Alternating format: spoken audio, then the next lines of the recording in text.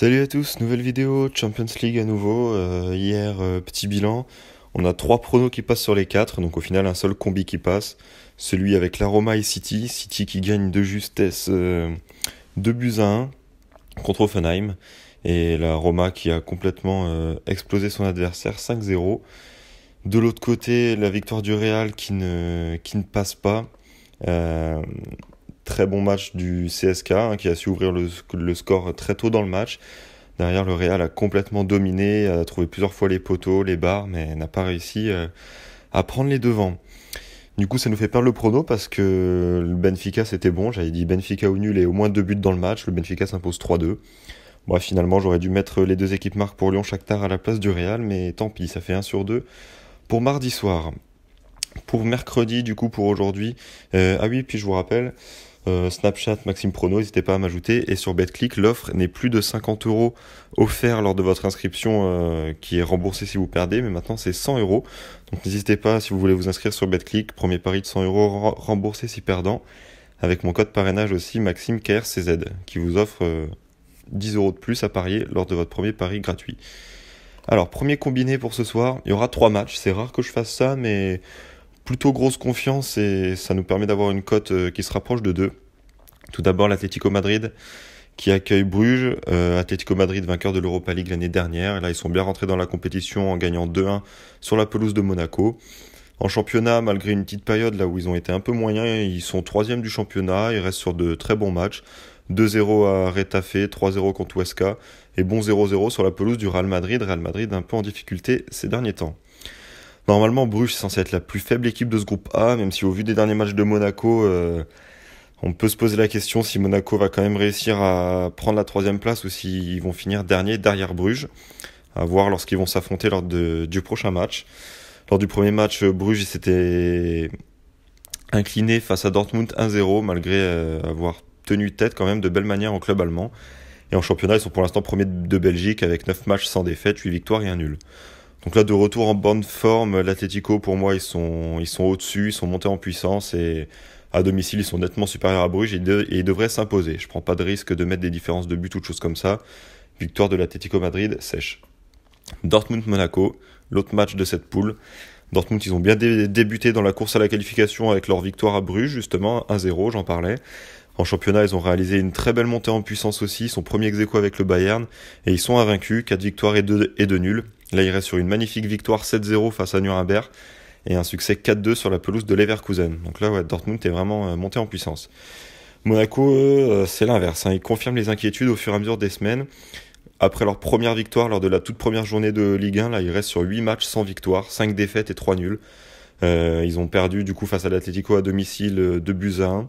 Et là, ils restent depuis sur un nul à domicile 1-1 face à Nîmes, une défaite 1-0 à domicile face à Angers, et une défaite 2-0 à Saint-Etienne. Dortmund, qui semble largement au-dessus d'une équipe de Monaco là, qui va passer une saison très compliquée s'ils ne redressent pas la tête là, avec leurs blessés, etc. Donc bon, victoire de Dortmund sèche, je pense pas qu'il y aura de soucis là-dessus. De l'autre côté, PSG contre Belgrade, le PSG, après sa défaite 3-2 à Liverpool, va devoir montrer un autre visage. Là, en Ligue 1, pour moi, je les sens un petit peu monter en puissance, même s'il y a eu que des victoires en Ligue 1. Les premières victoires, je les sentais un peu poussives et les matchs pas maîtrisés complètement.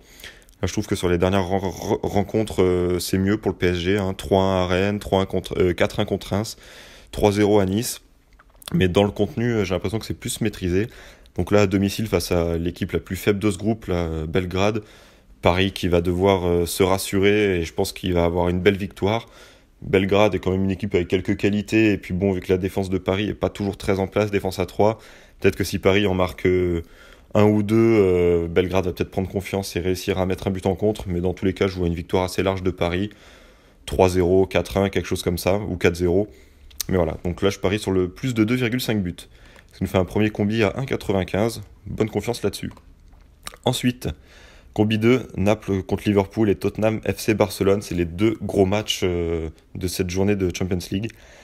Naples-Liverpool tout d'abord, et malgré une bonne domination lors de leur premier match, Naples n'a pas réussi à s'imposer sur la pelouse de Belgrade, le plus faible du groupe, donc dans la même poule que le PSG. En championnat, ils sont derrière la Juventus avec 15 points, 5 victoires et 2 défaites. Et là, après 2 bonnes victoires, 3-1 à Torino et 3-0 face à Parme, ils se sont inclinés sur la pelouse de la Juve, justement 3-1. En face, on a Liverpool, très forte cette saison, à l'image de la saison dernière. Brillant vainqueur du PSG chez eux lors de la première journée, 3-2. Ils ont dernièrement été mis en difficulté 2 fois de suite à Chelsea en coupe, 2-1. Et de nouveau en championnat, 1 but partout. Il reste quand même premier ex-aequo avec Manchester City en étant invaincu, 6 victoires et 1 nul. Finaliste l'an dernier, redoutable, Liverpool pour moi ils ont les moyens de faire très mal à cette équipe de Naples qui a souvent du mal en Europe ces dernières saisons, donc moi je vois nul ou Liverpool et plus de 1,5 but.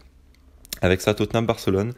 Dans leur premier match sur la pelouse de l'Inter, Tottenham a ouvert le score, a dominé le match, mais s'est incliné 2-1 en fin de match avec les 2 buts encaissés dans les 5 dernières minutes, donc grosse désillusion pour Tottenham.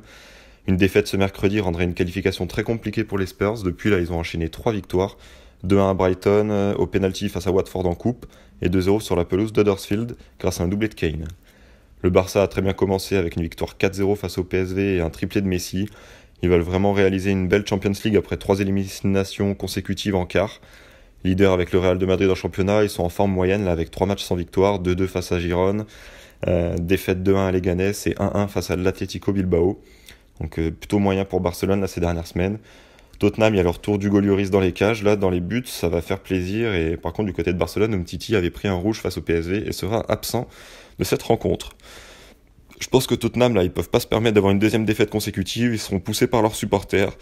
Retour de Lloris dans les cages, mais je vois quand même Barcelone marqué, avec un Messi qui est en feu. On se souvient de son discours avant le premier match de Champions League, il a dit que cette année il voulait vraiment porter Barcelone en haut de l'Europe. Donc je pense que Barcelone aussi va être très motivé lors de ce déplacement, et je vois les deux équipes marquent. Ce qui nous fait un combi à 2-13. Confiance un peu plus faible, mais bonne confiance quand même. Du coup, ce sera tout pour ce soir. Je vais analyser les matchs un petit peu pour demain aussi pour l'Europa League, et puis j'essaierai de sortir une autre vidéo. Ciao à tous, bonne soirée.